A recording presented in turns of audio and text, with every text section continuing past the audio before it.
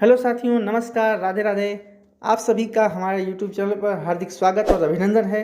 हम लाए हैं वर्णमाला का पार्ट 3। एकदम सरल शब्दों में हम देखेंगे वर्णमाला में व्यंजन के प्रकार, देखेंगे कैसे कौन कौन से हैं। चलिए देखते हैं। चलिए हम देखते हैं प्रयत्न के आधार पर व्यंजन के भेद कौन कौन से होते हैं। ठीक है, प्रयत्न के आधार पर व्यंजन के भेद। चलिए देखते हैं प्रयत्न के आधार पर कौन कौन से भेद हैं। ऐसे हम लोग बांट लेंगे। ठीक, पहला है स्पर्श। क्या होगा? स्पर्श संघर्षी। ठीक है, स्पर्श संघर्षी। स्पर्श संघर्षी इनकी संख्या कितनी होती है भाइयों? इनकी संख्या होती है 4। कितनी होती है? 4। फिर आता है उष्म संघर्षी। उष्म संघर्षी। उष्म संघर्षी इनकी संख्या कितनी होती है? 4 होती है। इनकी भी संख्या कितनी होती है? 4। फिर आते हैं पंचमाक्षर। कौन सा आते हैं अक्षर? पंचमाक्षर आते हैं। पंचमाक्षर इनकी संख्या कितनी होती है? 5 होती है। ठीक, फिर आते हैं अर्धस्वर। कौन से स्वर आते हैं? अर्धस्वर। अर्धस्वर ये कौन से होते हैं? कितने होते हैं? 2। इनकी संख्या कितनी होती है? 2 होती है।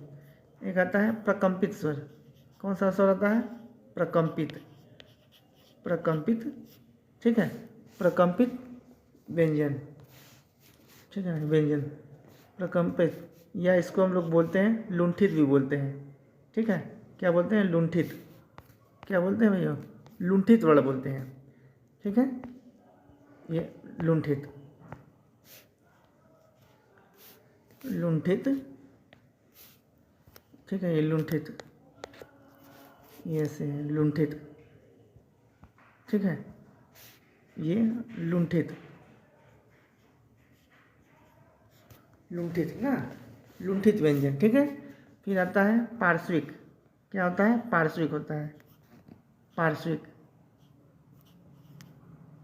पार्श्विक। ठीक है, पार्श्विक होता है ना, पार्श्विक।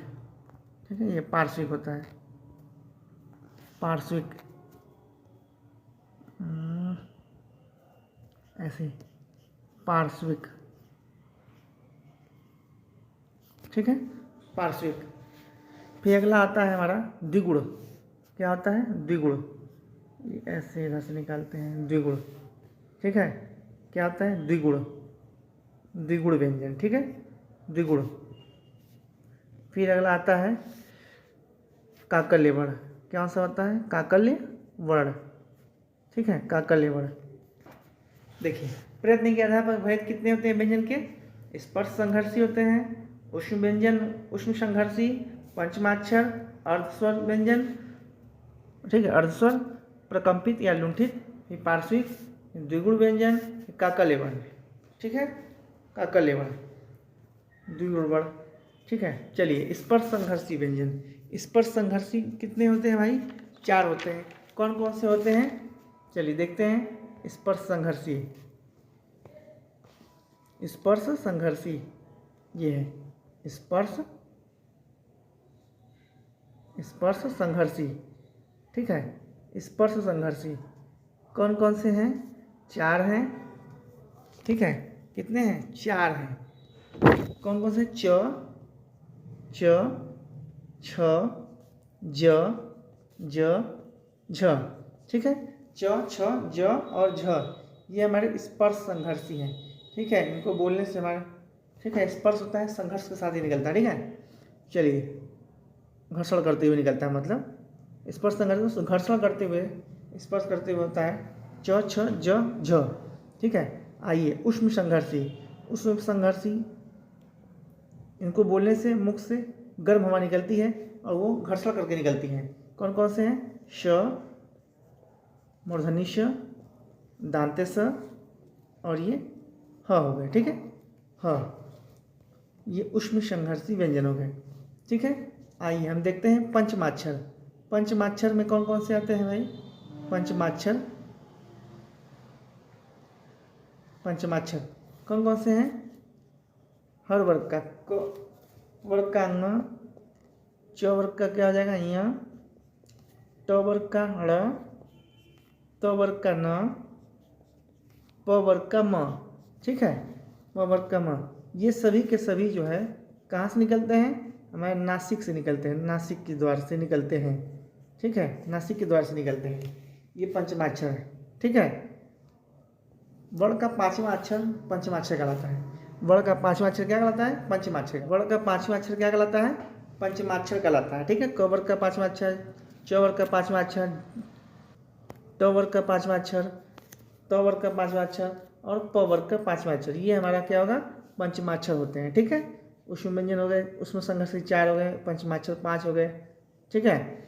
आइए अर्धस्वर के बारे में देखते हैं हम लोग। अर्धस्वर, अर्धस्वर, ठीक है। चलिए अर्धस्वर, अब देखिए अर्धस्वर में कौन कौन से आता है भाई? अर्धस्वर, अर्धस्वर ये 2 होते हैं, ठीक है।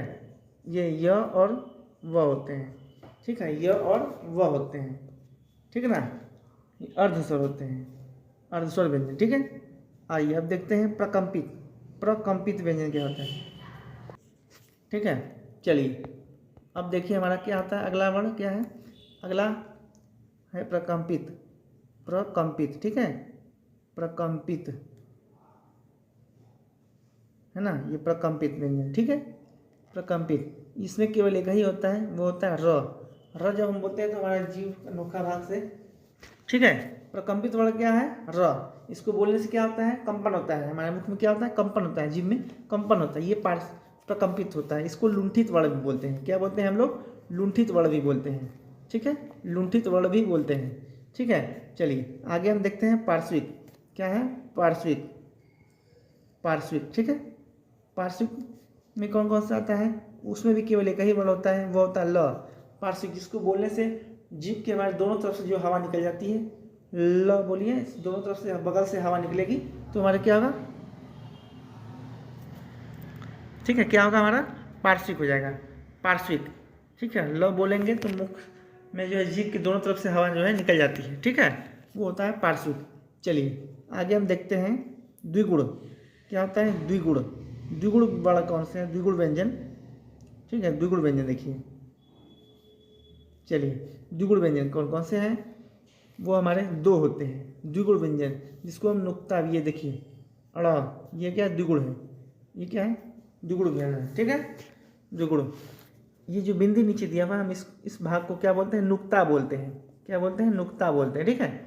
द्विगुण व्यंजन बोलते हैं इसको, उत्क्षिप्त व्यंजन भी बोलते हैं। क्या बोलते हैं? उत्क्षिप्त, उत्क्षिप्त व्यंजन भी बोलते हैं, ठीक है। इसका और क्या नाम है? उत्क्षिप्त वर्ण। और क्या बोलते हैं इसको? नवीन वर्ण भी बोलते हैं। क्या बोलते हैं? नवीन वर्ण, नवीन वर्ण भी बोलते हैं, ठीक है, नवीन वर्ण भी कहा जाता है इसको, नवीन। और क्या बोलते हैं? विकसित वर्ण भी बोलते हैं। क्या बोलते हैं? विकसित वर्ण। क्या कहते हैं? विकसित वर्ण, इसका नाम विकसित भी है, ठीक है। उत्सृप्त, इसको और भी क्या बोलते हैं? उत्सृप्त भी बोलते हैं, ठीक है, उत्सृप्त। क्या बोलते हैं? उत्सृप्त भी कहा जाता है, ठीक है, उत्सृप्त। हाँ, नुक्ता शब्द का प्रयोग, नुक्ता शब्द का जो है प्रयोग किसने किया सर्वप्रथम? राजा शिव प्रसाद सितारे हिंद ने किया था। किसने किया था? राजा शिव प्रसाद सितारे हिंद ने किया, ठीक है, राजा, ठीक है, राजा, राजा शिव प्रसाद सितारे हिंद ने किया था, ठीक है, शिव प्रसाद सितारे हिंद ने किया था, इसका सर्वप्रथम प्रयोग किया था, सितारे हिंद, ठीक है। राजा शिव प्रसाद सितारे हिंद ने इसका नुक्ता शब्द का प्रयोग सबसे पहले किया था, ठीक है। चलिए अब हम देखते हैं आगे काकल्य वर्ण। कौन सा वर्ण है? काकल्य वर्ण, ठीक है। चलिए काकल्य वर्ण, काकल्य वर्ण, ठीक है। काकल्य वर्ण क्या होता है? वो होता है ह, ठीक है। क्या होता है? ह होता है। इसको हम लोग बोलते हैं स्वरयंत्री। क्या बोलते हैं? स्वरयंत्री बोलते हैं, ठीक है। देखिए ड, इसमें ड जो है ये हो गया स्वरयंत्री। अब आगे देख, शुरुआत में होता है। कहाँ होता है? शुरुआत में, शुरुआत में होता है, ठीक है, शुरुआत में होता है, ठीक है ना। जैसे जैसे क्या होता है? डमरू। क्या लिखेंगे? डमरू। ढ से ढक्कन, ठीक है, ढक्कन, ढक्कन होता है, ठीक है। इसे ढक्का बोलते हैं, ढक्का ढ से ढक्का, ढ से ढक्कन, ठीक है, डमरू, ठीक है, यह होता है। इनका शुरुआत हमेशा शुरू के शब्दों से प्रयोग होता है, ठीक है। चलिए आगे हम देखते हैं स्वर तंत्रियों के आधार पर व्यंजन के भेद। स्वर तंत्रियों के आधार पर व्यंजन के भेद देखते हैं, ठीक है। देखिए स्वर तंत्रियों के आधार पर व्यंजन, ठीक है। स्वर तंत्रियों के आधार पर व्यंजन, स्वर तंत्रियों के आधार पर व्यंजन के भेद, ठीक ना। स्वर तंत्रियों के आधार पर व्यंजन के भेद ये कितने होते हैं? 2 होते हैं। स्वर तंत्रियों के आधार पर व्यंजन कितने होते हैं? 2 होते हैं, ठीक है। कौन कौन सा होता है? देखिए देखते हैं हम लोग। 2 होते हैं। एक होता है अघोष। क्या होता है भाइयों? अघोष होता है। क्या होता है? अघोष, ठीक है, अघोष होता है ना, अघोष, ठीक, अघोष। और दूसरा होता है सघोष। दूसरा क्या होता है? सघोष, ठीक है। एक अघोष होता है, दूसरा क्या होता है? सघोष, जिसको सघोष को हम घोष वर्ण भी बोलते हैं, ठीक है। क्या कहते हैं? घोष वर्ण भी कहा जाता है, ठीक है, घोष वर्ण भी कहा जाता है। चलिए देखिए अघोष वर्ण। अघोष किसे कहते हैं? अघोष किसे कहते हैं? देखिए जिन व्यंजन वर्णों को बोलने के लिए स्वरों की सहायता, जिन व्यंजन वर्णों का उच्चारण करने में कंपन नहीं होता है, ठीक है, मुख में कंपन नहीं होता है, उसे हम क्या बोलते हैं? अघोष वर्ण बोलते हैं। क्या बोलते हैं? अघोष वर्ण, ठीक है ना। और सघोष वर्ण किसे कहते हैं? सघोष जिन व्यंजन वर्णों का उच्चारण में स्वर तंत्रियों में कंपन हो, क्या हो? कंपन हो, उसे हम क्या कहते हैं? सघोष बोलते हैं या घोष वर्ण बोलते हैं, ठीक है। चलिए हम देखते हैं फिर ये अघोष कौन कौन सा है, आइए देखते हैं। अघोष लिखा है यहाँ पर ना, जिन ध्वनियों के उच्चारण में स्वर तंत्रियाँ कंपित होती हैं वो क्या कहलाते हैं? घोष कहलाते हैं। और जिन ध्वनियों में स्वर तंत्रियाँ कंपित नहीं होती हैं, प्रकंपित नहीं होती हैं, उसको क्या बोलते हैं? अघोष बोलते हैं, ठीक है। घोष या सघोष किसे कहेंगे? जिन ध्वनियों के उच्चारण में स्वर तंत्रियों का जो है कंपन हो, वो क्या कहलाता है? घोष या सघोष। और जिन ध्वनियों में स्वर तंत्रियाँ जो कंपन नहीं होती हैं वो अघोष होता है। घोष वाला कौन कौन सा होता है? देखिए लिखा है ग, घ, ज, ठीक है, ग, घ, ज, ठीक है, झ, ड, ढ, ठीक है ना, ढ, ध, ब, भ, ठीक है, ये सब होता है, ठीक है। ये तो गले में क्या होता है? वाइब्रेशन होता है, मतलब कि कंपन होता है, ठीक है। गले में क्या होता है? कंपन होता है। कौन कौन सा अक्षर बोलते हैं? 3, 4, 5, तीसरा चौथा पांचवा वर्ण जो होता है हमारा होता है, क्या होता है? वर्ण का तीसरा चौथा पांचवा अक्षर ये हमारा सघोष होता है। क्या कहलाता है? सघोष, ठीक है ना। ये क्या होता है? सघोष होते हैं। और अंतस्थ व्यंजन भी होता है, इसमें य, र, ल और व, ठीक है, ये हमारा क्या है? सघोष है। और जितने स्वर होते हैं ये सभी स्वर भी हमारे क्या होते हैं? सघोष होते हैं। क्या होते हैं? सघोष होते हैं। चलिए अब हम बात करते हैं अघोष के बारे में। अघोष वर्ण कौन कौन से हैं? ठीक है, अघोष वर्ण क्या है? अघोष वर्ण जिसको बोलने में जो है कंपन नहीं होता है, इसको बोलने में वाइब्रेट नहीं होता है, हमारे मुख में वाइब्रेट नहीं होता, कंपन नहीं होता है, ठीक है। इसमें कौन कौन सा वर्ण होता है? पहला और दूसरा अक्षर जो है हमारा क्या होता है? अघोष होता है। और प्लस सकार भी होता है। तीनों स इसमें आते हैं, ठीक है। अघोष वर्ण में कौन से वर्ण आते हैं? तीनों श आते हैं, ठीक है। श, स और दांत स, ये तीनों स ही आते हैं, ऐसे श, ठीक है, श, स, ठीक है ना, ये श, श, स, तीनों श। एक सजम स होता है, एक मूर्धन्य स और छोटा सा जिसको कि हम दांत स भी बोलते हैं, ठीक है। ये तीनों होते हैं, श आते हैं, ठीक है। आइए अब हम देखते हैं प्राणवायु के आधार पर। प्राणवायु के आधार पर जो होते हैं कौन कौन से व्यंजन होते हैं प्राणवायु के आधार पर? चलिए ठीक है, प्राणवायु के आधार पर देखिए, आधार पर व्यंजन के भेद, ठीक है ना। व्यंजन के भेद कितने हैं भैया? 2 होते हैं। प्राण वायु के आधार व्यंजन के कितने भेद हैं? 2 भेद हैं। कौन कितने भेद हैं? 2 भेद हैं। कौन है? अल्प प्राण है और महाप्राण है। ठीक है। जिन ध्वनियों के बोलने पर श्वास पर कम बल लगाना पड़ता है उसे क्या कहते हैं? अल्प प्राण बोलते हैं। मुख से बोलने से कम वायु निकलती है। ठीक है। मुख से हम जब बोलेंगे तो हमारे मुख से वायु कम निकलेगी, अल्प प्राण। यदि अधिक वायु निकलेगी, बोलते समय अधिक वायु निकलेगी मुंह से, यस, ठीक है ना, तो हमारा क्या होगा? महाप्राण होगा। अल्प प्राण में कौन कौन सा आता है? अल्प प्राण में कौन कौन सा आता है भाइयों? अल्प प्राण, अल्प प्राण, ठीक है। अल्प प्राण में कौन कौन सा आता है? अल्प प्राण में बताइए। पहला, तीसरा, पांचवा अक्षर है ना, पहला, तीसरा और पांचवा अक्षर है। ठीक है। पहला, तीसरा, पांचवा अक्षर कौन कौन सा है? क है, ग है, न है। क वर्ग का क, ग, ng, ठीक है। क वर्ग का क्या होगा? क, ग, ng। च वर्ग का क्या होगा? च वर्ग का च, ज, च, ज, इ। च वर्ग का च, ज, इ। ट वर्ग का क्या होगा? ट वर्ग का, ट वर्ग में कौन कौन सा आता है भैया? ट, ड, ड़, ये ट वर्ग में आएगा। त वर्ग में कौन आएगा भाई? त वर्ग में, त वर्ग में क्या आएगा? तो आएगा, द आएगा और न आएगा। तो, द, न। उसके बाद प वर्ग में कौन आएगा भाई? प वर्ग में प, प, ब और म। ये क्या आएगा? प, ब, म। ये प वर्ग में आता है। ठीक है। और य वर्ग में कौन आएगा?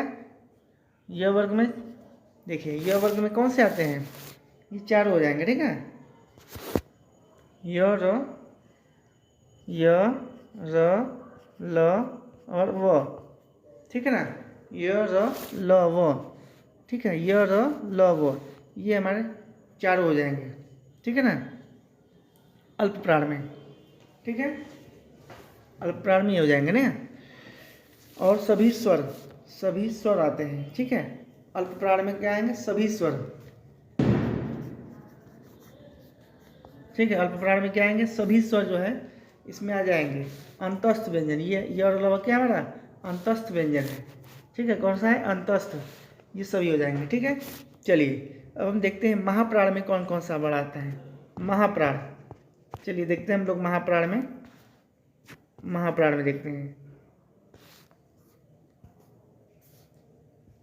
महाप्राण। महाप्राण की बात करते हैं कि महाप्राण में कौन कौन से वर्ड आते हैं। ठीक है। महाप्राण में दूसरा और चौथा अक्षर आता है। दूसरा और चौथा अक्षर आता है। ठीक है। दूसरा और चौथा अक्षर आता है।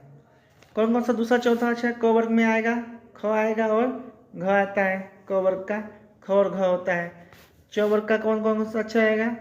छ और झ। छ और कौन सा आएगा? झ आएगा। छ और झ। ट वर्ग में कौन आएगा? ठ आएगा और ढ आएगा। ठ और ढ, ठीक है। ठ और ढ। प वर्ग में कौन सा आएगा? त वर्ग में थ आएगा और कौन सा आएगा? ध आएगा। थ और ध, ये हमारा त वर्ग में हो जाएगा। ठीक है। प वर्ग में कौन आएगा? प वर्ग में फ आएगा और कौन सा आएगा? भ आएगा। फ और भ, ठीक है ना। फ और भ, ये हमारा प वर्ग में आएगा। ठीक है। और कौन कौन सा वर्ड आता है? श, स और ह, ऊष्म व्यंजन। ऊष्म व्यंजन जो है ये हमारे किस में आएंगे? महाप्राण में आते हैं। किस में आते हैं भाइयों? महाप्राण में आएंगे।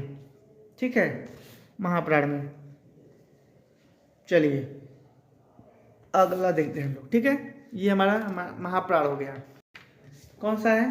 पहला सूत्र हमारा है उच्चारण स्थान के अकुह विसर्जनीय कंठ। ठीक है।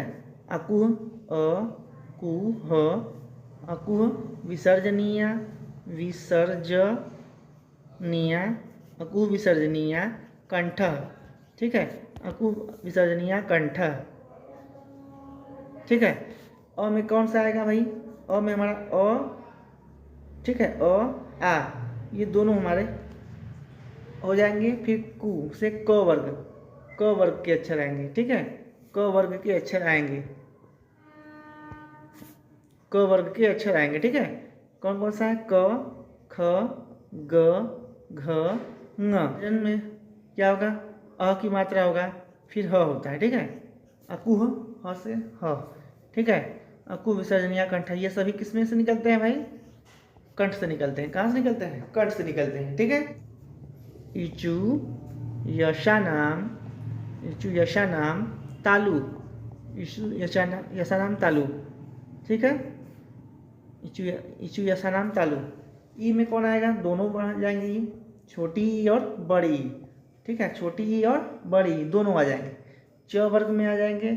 च वर्ग के अक्षर आएंगे। कौन कौन से च वर्ग के अक्षर होते हैं? च, छ, ज, झ और य।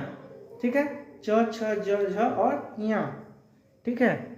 य में आएगा, य हो जाएगा, श हो जाएगा, यशानाम तालु। ये सब किसमें, ये सब कैसे निकलते हैं? तालु से निकलते हैं। ठीक है। चलिए तीसरा व्यंजन हमारा, तीसरा हमारा है स्वर उच्चारण के स्थान पर ऋतु। ऋतु र सा राम मूर्धा। ठीक है, ऋतु रसाराम मूर्धा, ऋतु यसाराम मूर्धा। ठीक है। री में हमारे दोनों री आ जाएंगे। एक छोटी री होता है और एक बड़ी री होती है। ठीक है, छोटी री और बड़ी री दोनों होती है। ठीक है। और ट वर्ग आ जाएंगे। ट वर्ग, ट वर्ग के कौन कौन से अक्षर हैं? ट वर्ग के अक्षर बताइए। ट वर्ग में कौन कौन सा आएगा? पांचों अक्षर आ जाएंगे, ट, ठ, ड, ढ और ड़। ठीक है। र आएगा इसमें, र हो जाएगा। ठीक। और श, मूर्धन्य श। ये सब क्या है? मूर्धा से निकलते हैं। किससे निकलते हैं? ये सभी वर्ण जो हमारे कहाँ से निकलता है भाई? मूर्धा वर्ण, मूर्धा से निकलता है। चलिए अगला हम देखते हैं।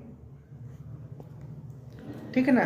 री री ट ठ ड ढ ड़, ट वर्ग में आ गया र और मूर्धन्य स। ये सब कहाँ से निकलते हैं? मूर्धा से निकलते हैं। मूर्धा के वर्ण है। ठीक है। चलिए अगला आप देखते हैं। अगला हमारा पॉइंट्स क्या है? ऋतु लिखेंगे, ऋतु लसा, ऋतु लसा नाम दंतः। ठीक है, ऋतु लसा नाम दंतः। लरी में आएगा हमारा ली हो जाएगा, लरी व्यंजन हो जाएगा वर्ण। और त वर्ग आ जाएगा। त वर्ग में आप जानते हैं कौन कौन सा होता है? त, थ, द, ध और न। ठीक है, ये त वर्ग में होता है। ठीक है। और इसमें क्या आएगा? ल भी आएगा। ठीक है, क्या आएगा? ल और छोटा सा हो जाता है। ये सभी वर्ण किससे निकलते हैं? दंत से निकलते हैं। किससे निकलते हैं? दंत से। ऋतु लसा नाम दंतः, ये सूत्र याद रहेगा तो आप कोई भी वर्ण निकाल सकते हैं। ठीक है, ऋतु लसा नाम दंतः। ठीक। अगला हमारा सूत्र है, अगला है उपपद्मा निया नाम। उपपद्मा निया नाम ओष्ठः, ओष्ठः। ठीक है, ओष्ठः ये है। ठीक। उपपद्मानीया नाम ओष्ठः। ऊ में हमारे दोनों ऊ आ जाएंगे, छोटा ऊ और बड़ा ऊ। ठीक है, ऊ में हमारे दोनों बड़ा आ जाएंगे, छोटा ऊ और बड़ा ऊ। फिर पू में से आएगा प वर्ग। प वर्ग, प वर्ग में क्या आएगा? प, फ। ठीक है, प, फ, ब, भ और म दोनों निकलते हैं हमारे। कहाँ से निकलते हैं? ओष्ठ से निकलते हैं। कहाँ से निकलते हैं? ओष्ठ से। ठीक है, उपपद्मानीया नाम ओष्ठः। चलिए अगला हमारा देखते हैं। अगला है, अगला दिया हुआ है छठवां स्थान कौन सा है? उच्चारण स्थान छठवां का देखिए, वकार, वकारस्य, वकारस्य दंतः, दंतोष्ठ, वकारस्य दंतोष्ठ, वकारस्य दंतोष्ठः। ठीक है, वकारस्य दंतोष्ठः। ठीक है, ये एक ही है वकार, व। ठीक है, ये कहाँ से निकलता है? दंतोष्ठ। व बोलेंगे तो ओष्ठ और दंत दोनों हमारे क्या होता है? स्पर्श करते हैं। ठीक है, वकारस्य दंतोष्ठः। चलिए अगला है पॉइंट हमारा, अगला पॉइंट है एदैतो कंठ तालव्य। एदैतो, एदैतो ऐसे, हाँ, एदैतो ए दैतो कंठ तालव्य, कंठ तालव्य, ए दैतो कंठ तालव्य। इसमें क्या होते हैं, ए और ए दोनों आते हैं, ए ए दोनों आते हैं, ठीक है, ए ए दोनों। और क्या होता है, और ई, ठीक है, ठीक है, यह और ई। और कहाँ से निकलता है, कंठ से निकलता है। ई कहाँ से निकलता है, तालु से निकलता है। तो ये सभी वर्ड हमारे क्या आ जाएंगे, कंठ तालव्य होते हैं, ठीक है। अगला पॉइंट हमारा है, अगला है, देखिए 8वां नंबर पर, औदैतो कंठोष्ठ, ओ दैतो, ओ दैतो, दैतो कंठोष्ठ, कंठोष्ठ, ठीक है, ये दैतु कंठोष्ठ, कंठोष्ठ, ठीक है, ये ओ दैतु कंठोष्ठ, कंठोष्ठ है ना। चलिए ओ में कौन कौन सा आएगा, ओ आएगा और औ आ जाएगा, ओ औ। फिर क्या होंगे, छोटा ऊ और बड़ा ऊ, ठीक है, छोटा ऊ और बड़ा ऊ। ये क्या आ जाएगा, कंठोष्ठ। ये बोलेंगे कंठ से भी निकलता है और ओष्ठ से, तो उदैतु कंठोष्ठ, ठीक है, ये हो जाते हैं। चलिए हम अगला देखते हैं, हमारा अगला क्या है, अन्य में। देखिए अन्य में हम लोग क्या पढ़ेंगे, कौन कौन से आते हैं, अनुस्वार। अनुस्वार क्या होता है, जानते हैं हम लोग। अनुस्वार वह व्यंजन वर्ण, ठीक है, ध्वनि का वह वर्ण जो उसको बोलने से हमारी ध्वनि कहाँ से निकलती है, नाक से निकलती है। कहाँ से निकलती है, नाक से निकलती है। उसे हम क्या कहते हैं, अनुस्वार बोलते हैं, ठीक है। अनुस्वार का उदाहरण क्या होगा, जैसे अंक, अंगद, अंगद, दिनांक, ठीक है, दिनांक, अंश, अंश, ठीक है, अंश, ये होते हैं। चलिए ठीक है, देखिए अनुस्वार की, ये देखिए एक फिगर लाए हम। अनुस्वार किसे कहते हैं, देखिए अनुस्वार के बारे में दिया है, अनुस्वार, ठीक है, अनुस्वार के बारे में दिया हुआ है यहाँ पर। अनुस्वार क्या होता है, अनुस्वार नासिक की ध्वनि को दर्शाता है। किस ध्वनि को दर्शाता है, नासिक की ध्वनि को दर्शाता है। ऊपर बिंदु के रूप में इसको लिखते हैं, जैसे संकल्प हो गया, अंग, हिंदी, ठीक है। ये क्या है, हमारा अनुस्वार का उच्चारण कहाँ से होता है, नाक से होता है। उच्चारण का स्थान, इसका उच्चारण स्थान कहाँ से, नाक से, ठीक है। विसर्ग, विसर्ग क्या होता है, विसर्ग, विसर्ग हल्की श्वास के साथ, हल्की सांस के साथ उच्चारित ध्वनि है, जो शब्द के बाद ह के रूप में बाहर आता है। ह के रूप में क्या आता है, बाहर आता है। क्या होता है, ये विसर्ग होता है, विसर्ग, ठीक है। ये क्या होते हैं, विसर्ग होते हैं, ठीक है, विसर्ग। आइए अनुस्वार और विसर्ग में क्या अंतर है, अनुस्वार नाक से ध्वनि निकलती है और विसर्ग सांस से उच्चारण होता है। इसका चिन्ह दो बिंदी होता है, ठीक है, ह की तरह इसकी आवाज आती है, ठीक है ना। अब आइए अनुनासिक, इसमें नहीं दिया चलिए उसके बाद अनुनासिक क्या होता है, अनुनासिक, अनुनासिक के बारे में देखते हैं। अनुनासिक, इसको ऐसा व्यंजन यह है जो है कि हमारी ध्वनि, इसकी ध्वनि, इसको बोलने से जो है, उच्चारण करने से ध्वनि कहाँ से निकलती है, नाक और मुंह, नाक और मुंह से, दोनों से ध्वनियाँ निकलती हैं। उसे क्या कहेंगे, अनुनासिक कहेंगे। क्या कहेंगे, अनुनासिक। ऐसा व्यंजन, ऐसा वर्ण, ऐसा ध्वनि जो हमारे नाक और मुंह दोनों से निकलता है, ठीक है, ठीक है ना। अनुनासिक वर्ण वो ध्वनि है जो हमारे नाक और मुंह दोनों से निकलती है। जैसे गांव, क्या होगा, गांव, गांव, चांद, गांव, चांद, ठीक है, गांव, चांद, हंसना, ठीक है, हंसना, ठीक है, हंसना, ये सब क्या होगा, अनुनासिक होगा। चलिए हम अगला देखते हैं, आगत स्वर। आगत स्वर कौन सा होता है, आगत स्वर, आगत स्वर, ठीक है। आगत स्वर को कौन कौन सा आता है भाई, आगत स्वर, आगत स्वर क्या है, जैसे आ, ठीक है, आ हो गया ना, ये हमारा क्या हो गया, आगत स्वर हो गए। कौन सा स्वर हो गए, आगत स्वर हो गए, ठीक है।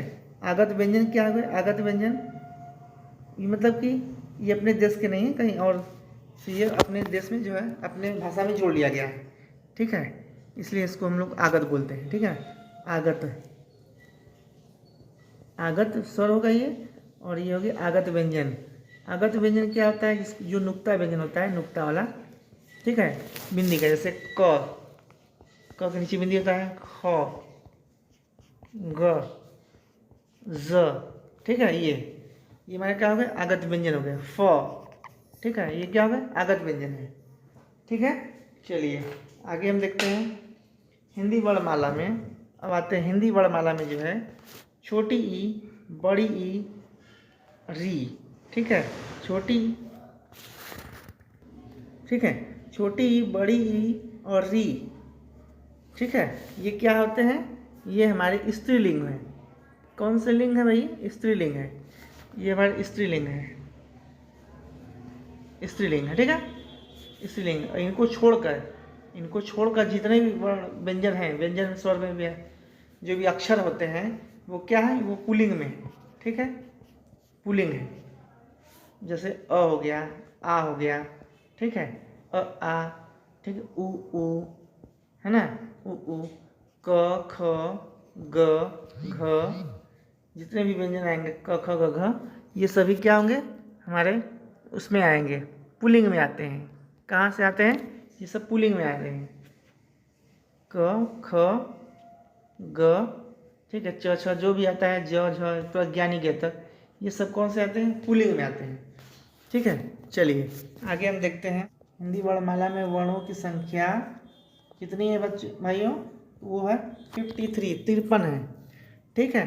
कौन कौन से 53 है देखिए, आइए हम देखते हैं। स्पर्श व्यंजन कौन सा आता है, स्पर्श व्यंजन देखिए, स्पर्श व्यंजन कितनी संख्या हो गई, 25 हो गई स्पर्श व्यंजन, ठीक।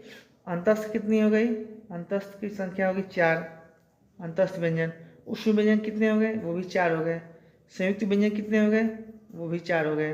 द्विगुण व्यंजन कितने हो गए, ये हमारे 2 हो गए, ठीक है। स्वरों की संख्या कितनी है, 11 है, ठीक है।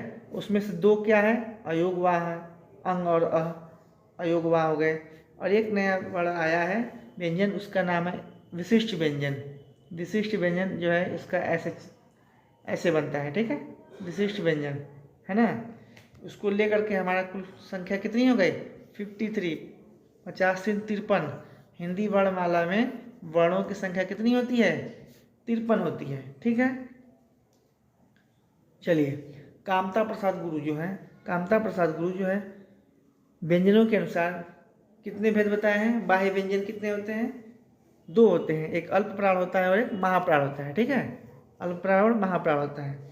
स्वर रहित व्यंजन कौन कौन से हैं, स्वर रहित व्यंजन, स्वर रहित व्यंजन की बात करें, स्वर रहित व्यंजन कौन कौन से हैं भाई, जिस कैसे लिखते हैं स्वर रहित व्यंजन,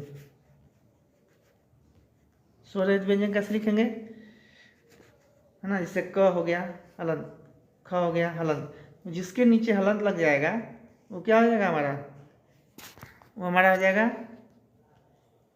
स्वर रहित हो जाएगा, इसमें स्वर नहीं है, ठीक है, स्वर रहित है। स्वर सहित व्यंजन कौन से हैं, स्वर सहित व्यंजन, स्वर सहित व्यंजन, ठीक है। स्वर सहित व्यंजन क्या होगा, क हलंत है, यदि उसमें अ लगा होता है, अ लगा होता है तो हमारा क्या बनता है, पूर्ण रूप से ये हमारा क बन जाता है, ये स्वर सहित व्यंजन हो गया, ठीक है। ख ये स्वर सहित व्यंजन है, ग ये क्या है, स्वर सहित व्यंजन है, ठीक है। विकसित वर्ण कौन कौन से हैं, विकसित वर्ण जाइए बताइए, विकसित वर्ण क्या है, ये विकसित वर्ण जिसको हम लोग नवीन वर्ण भी बोलते हैं, ठीक है। विकसित वर्ण को नवीन वर्ण भी बोलते हैं, नवीन बोलते हैं, द्विगुण भी बोलते हैं, ठीक है, उच्छिप्त भी बोलते हैं, ठीक है, उच्छिप्त भी बोलते हैं, उच्छिप्त वर्ण, ठीक है, उच्छिप्त उच्छृप्त भी बोलते हैं, इसको क्या बोलते हैं, उच्छृप्त भी बोलते हैं, ठीक है ना। वो कौन कौन सी है भाई, ड़ है और ढ, ठीक है, जिनका प्रयोग हमेशा शब्दों के बीच में होता है, शब्दों के बीच में इनका प्रयोग होता है। इनका प्रयोग कहाँ होता है, शब्दों के बीच में इनका प्रयोग होता है, शब्दों के बीच में इनका प्रयोग होता है, ठीक है, बीच में प्रयोग होता है, शब्दों के बीच में होता है। जैसे हो गया सड़क, क्या हो गया सड़क, ठीक है, कड़क, भड़क, है ना, तड़का, ठीक, ये हो गया। पढ़ना, पढ़ना, ठीक है ना, पढ़ना, ये क्या हो गया हमारा विकसित हो गया। इनका प्रयोग हमेशा बीच में होता है, देखिए बीच में स्थान में है ना, बीच के स्थान में तो हमेशा बीच में होता है, ठीक है। वर्षवर्ण कौन सा होते हैं, वर्षवर्ण, वर्षवर्ण ये कौन है, वर्षवर्ण, तो वर्षवर्ण में क्या आता है, न है, र है, ल है, श है, ठीक है। इसका प्रयोग कहाँ से होता है, दंत और मसूड़ा, जिस वर्ण का प्रयोग दंत और मसूड़ा दोनों से होता है उसे हम क्या बोलते हैं, वर्ष व्यंजन बोलते हैं, वर्ष व्यंजन, वर्ष वर्ण बोलते हैं, ठीक है। ये होता है दंत और मसूड़ा से होता है ना, ठीक है। तो हमने क्या पढ़ा आज, पूरा वर्णमाला में सारे चीज़ों को पढ़ लिया गया। स्पर्श व्यंजन पढ़ा गया, अंतस्थ व्यंजन, उष्ण व्यंजन, संयुक्त, दुर्गुण, स्वर, अयोगवाह, विशिष्ट। कुल टोटल कितने हो गए हैं, 53 हो गए हैं, ठीक है। कितने हैं, 53 हैं। उच्चारण स्थान के आधार पर स्वर और भेद हो गए, ठीक है। ह्रस्व मात्राएं, दीर्घ मात्राएं, प्लुत मात्राएं, ठीक है, वर्ण, ये सब तीनों। इस तरह से हमारा वर्णमाला हमारा कंप्लीट होता है, ठीक है।